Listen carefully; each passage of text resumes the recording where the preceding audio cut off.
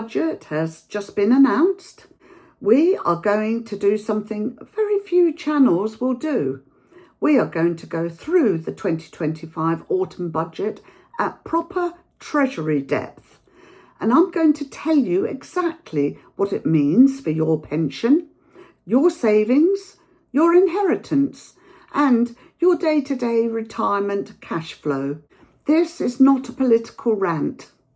This is a financial autopsy written at the same technical level you would see inside the Red Book itself.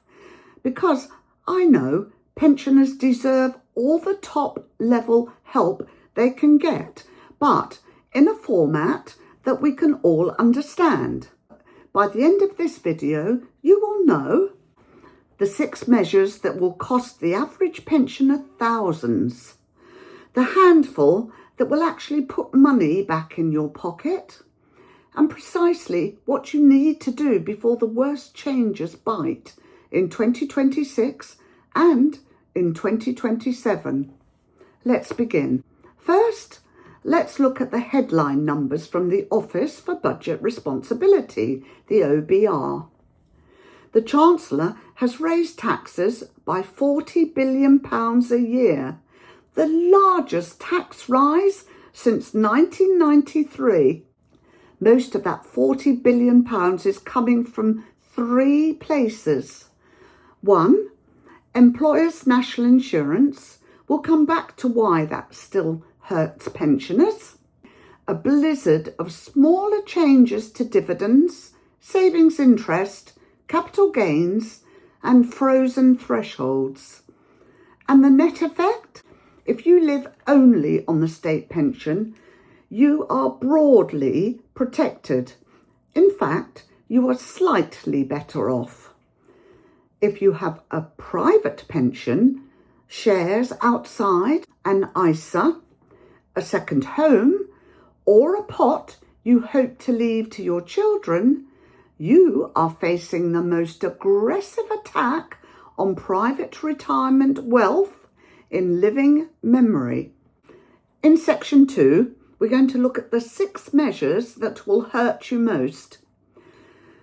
Number 1, pensions dragged into inheritance tax. From April 2027, your unspent defined contribution pension and most defined benefit pensions will be inside your estate for inheritance tax purposes.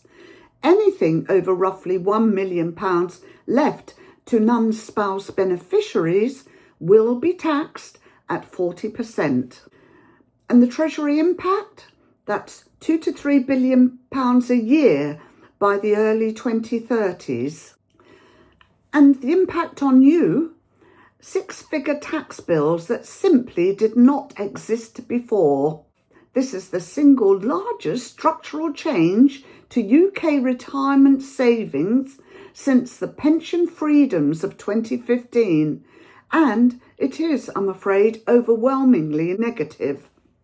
Number 2, dividend tax up 2 percentage points from April 2026. The basic rate dividend tax goes from 8.75% to 10.75%. Higher rate from 33.75% to 35.75%. If you have £200,000 in a typical global equity portfolio outside an ISA yielding 4%, that is £1,600 a year gone from April 2026. That is real money out of your monthly grocery budget. Number 3, savings interest tax up 2%. April 2027. The basic rate tax on interest outside the personal savings allowance rises from 20% to 22%. Higher rate from 40% to 42%. With cash rates still around 4 to 5%, £100,000 cash pot outside an ISA will lose an extra £400 to £800 a year. Number 5, Income tax and NIC thresholds frozen until 2031. The state pension is rising 4.8% next April. Your personal allowance is not. Every single year, more of your state pension plus private pension becomes taxable at 40%. The IFS, the Institute for Fiscal Studies, estimates 800,000 extra pensioners will be in the higher rate band by 2030. That's right. Number 6, agricultural and business property relief is capped at £1 million combined transferable allowance. If you are a farmer or you own a family business, the 100% relief drops to 50% above £1 million. Many family farms valued at £3 to £5 million will now face 7-figure tax bills. Okay, let's look at the measures that actually help. The good news, and there is some. State pension triple lock is protected. 4.8% next April, that is £475 to £575 extra, depending on your current amount. Green levies removed from electricity bills from April 2026. Average £150 saving per household. 3. Fuel duty 5p cut extended another year. Roughly £89 back in your pocket if you drive. Number 4. Prescription changes frozen in England. Rail fares frozen. Small but useful. And lastly, number 5. Help to Save scheme made permanent. 50% government bonus if you qualify. And the net result? If you live only on the state pension and have no investments, you are £600 to £800 a year better off. If you have any meaningful private wealth, the losses swamp those gains many times over. So in section 4, let's see what you should do before the guillotine falls. Here is your Treasury level action plan. Before the 5th of April 2026, fill your ISA and your spouse's ISA, £20,000 each if you can, every year.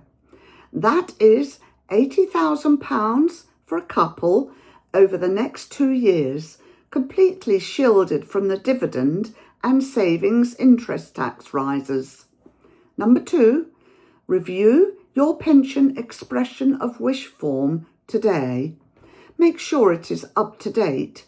It still controls who gets the money before inheritance tax, the IHT rules bite. Number 3, if you have a large unspent pension and want it to go to children or grandchildren tax efficiently, consider accelerated drawdown into an ISA or spousal bypass trust while the window is still open. Speak to a regulated advisor. The deadline is effectively April 2027. Number 4, gift while you can. The annual £3,000 gift exemption and the normal expenditure out of income rule are unchanged for now. Use them. Number 5, if you own shares, paying high dividends outside an ISA, move them inside before April 2026. Bed and ISA is still allowed. Number 6, farmers and family business owners start succession planning now. The £1 million cap is law from 2026. The 2025 budget has redrawn the retirement landscape. The Treasury has decided that private pensions are no longer a tax-efficient way to pass wealth down the generations. They have also decided that investment income should be taxed almost identically to earnings. Whether you agree or disagree with the politics, the financial reality is now set in legislation. Your job, our job, together on this channel, is to adapt faster than the taxman can legislate. Look after your money, because nobody in SW1 is going to do it for you.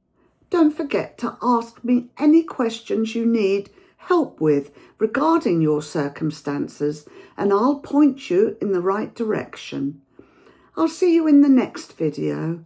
I'm Angie, and this is UK Money Wisdom.